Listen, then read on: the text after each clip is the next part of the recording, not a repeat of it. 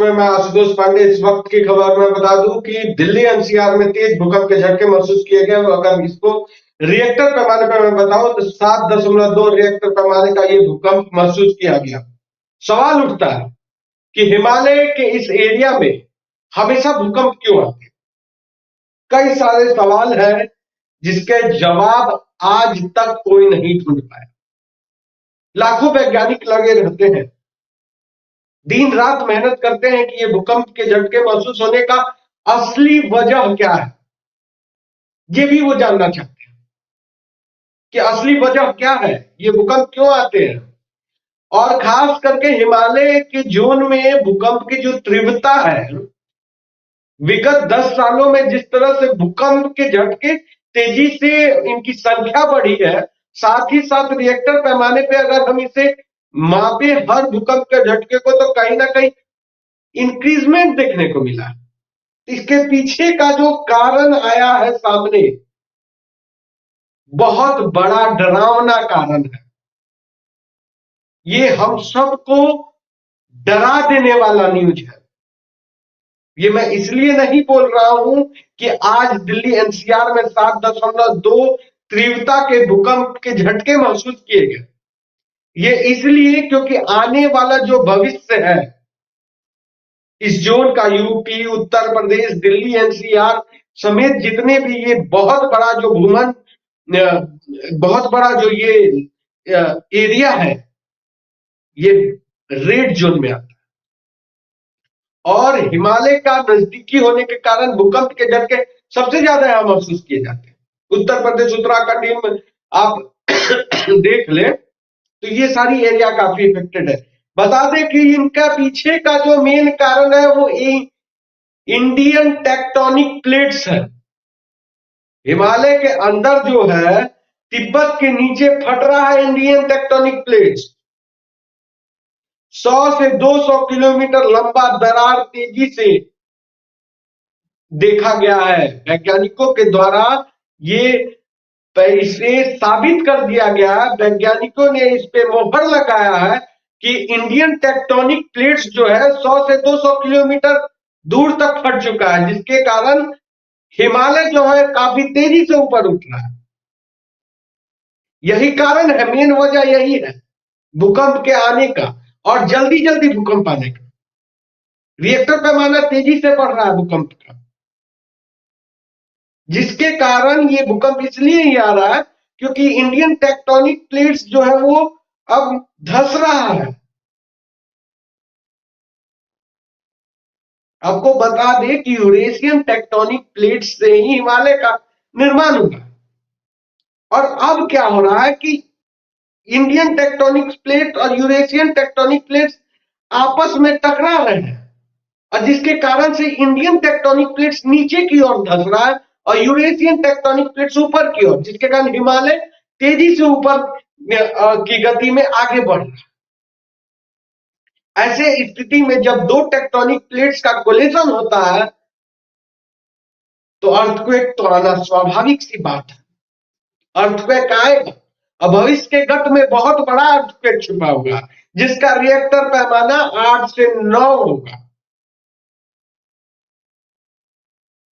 शायद इससे भी तेज हो, क्योंकि जिस तरह से तिब्बत के नीचे से इंडियन टेक्टोनिक प्लेट्स के बीच में जो दरार उत्पन्न हो रहा है, ऐसे में ये काफी चिंता का सबब है। ऐसे में प्रकृति कौन सी खेल खेलेगी, भविष्य के गत में कौन सा, भविष्य में कौन सा छिपा हुआ है राज, ये भी सोचने वाली बात। क्योंकि 9-10 के पैमाने, रिएक्टर पैमाने पे अगर भूकंप आते हैं तो बड़े बड़े मॉडर्न सिटी धराशाही हो जाएंगे, ध्वस्त हो जाएंगे। ऐसे में ये सोचना हमारे लिए और हमारे वैज्ञानिकों के लिए बहुत तेजी से इस जो समस्या है इसका समाधान निकालना बहुत तेजी से जरूरी हो गया है। अब हमारे वैज्ञानिकों को ये सोचना पड़ेगा कि 9-10 रिक्टर पैमाने पे अगर भूकंप आ जाए तो हम इससे किस तरह से निजात पाए। किस तरह से हम मुकाबला कर पाएंगे। इससे भूकंप से जुड़ी हर बड़ी खबरें अभी हम और भी देंगे। बिहार, आपको एक बार मैं फिर से बता दूं, जो लेट हमारे साथ जुड़े हैं, कि 12:06 पर, ठीक 12:06 पे हम पटना घुस ही रहे थे।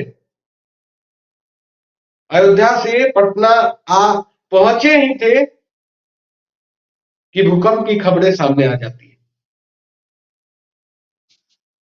भूकंप का जो पैमाना रहता है वो 12.6 रिएक्टर पैमाने पे भूकंप के झटके महसूस किए जाते हैं। समूचा दिल्ली एनसीआर ठहरा जाता है।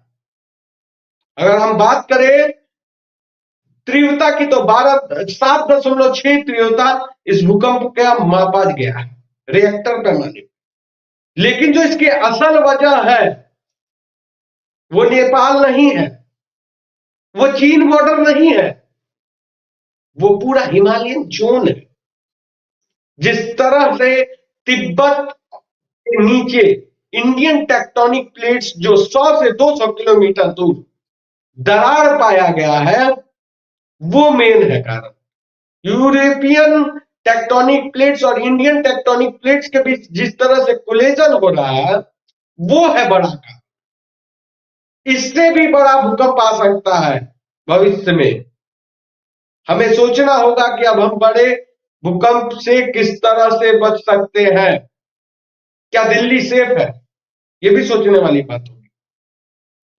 सोचने वाली बात होगी, क्या दिल्ली में जितने आलीशान बिल्डिंगें बनी है, क्या वो 7.5, 8, 9 रिएक्टर पैमाने पे अगर भूकंप आता है तो उसमें लोग सुरक्षित रहेंगे? ये भी सोचने वाली बात है। और सिर्फ दिल्ली की बात क्यों करें, दिल्ली एनसीआर के साथ साथ उत्तर प्रदेश, बिहार, इन सारे राज्यों को भी सोचना होगा। साथ ही साथ उत्तराखंड, हिमाचल प्रदेश, आंध्र प्रदेश, अरुणाचल प्रदेश, इन सारे एरिया को समझना होगा। सिक्किम को सोचना होगा,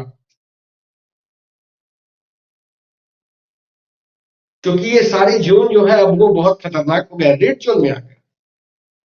अगर 200 मीटर दूर अगर टेक्टोनिक प्लेट 200 किलोमीटर तक दरार पाएगा, ये मैं नहीं बोल रहा हूं, वैज्ञानिकों के द्वारा इसे साबित किया गया, वैज्ञानिकों के द्वारा बोला जा रहा है। कसम सोचने वाली बात होगी।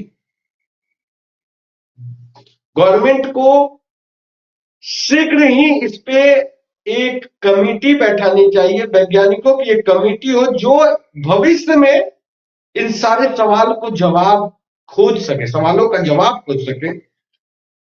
क्योंकि ऐसे स्थिति अगर विगत 4-5 सालों में अगर जो मैं बोल रहा हूं आ जाता है तो मानवता खतरे में होगी।